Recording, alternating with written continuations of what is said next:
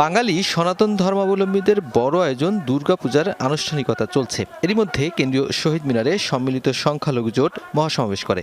নিরাপত্তা, স্বাধীনভাবে বসবাস সহ ৮ দফা দাবি জানানো হয়। প্রধান উপদেষ্টা আমাদের কিছু প্রতিনিধিকে ডেকে নিয়েছে, কিন্তু ডেকে নেওয়ার পরে তারা বলেছে যে আমরা বিবেচনা করে দেখব, কিন্তু তারপরে তারা আমাদের কোনো দাবি রাখেনি। আমরা যারা হিন্দু, আমাদের আওয়ামী লীগ বলে একটা ট্যাগ লাগানো হয়, অথবা আমরাই ভারতের দালাল না, আমরা এই দেশের ভূমিপুত্র। হিন্দুদের সংখ্যালঘুদের উপর ঘর বাড়ি ভাঙচুর, মঠ মন্দির ভাঙচুর হয়েছে, তার একটা বিচারও হয় নাই। তাই আমরা আশ্বাস চাচ্ছি না, আমরা চাচ্ছি আমাদের অধিকার।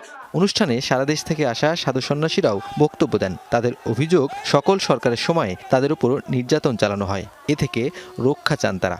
একবার ৭১ স্বাধীন হয়েছে, আবার এখন নাকি স্বাধীনের কথা শুনছি। কিন্তু যদি স্বাধীন হয়ে থাকে, হিন্দু কেন পরাধীন? পীড়ন বন্ধ করা, এটাই আমাদের সনাতনী দাবি।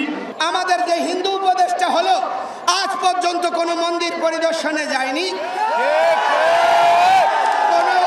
কোনো ক্ষতিগ্রস্তের পাশে দাঁড়ায়নি, হিন্দুদের স্বার্থে সংখ্যালঘুদের স্বার্থে কোনো বক্তব্য দেয়নি।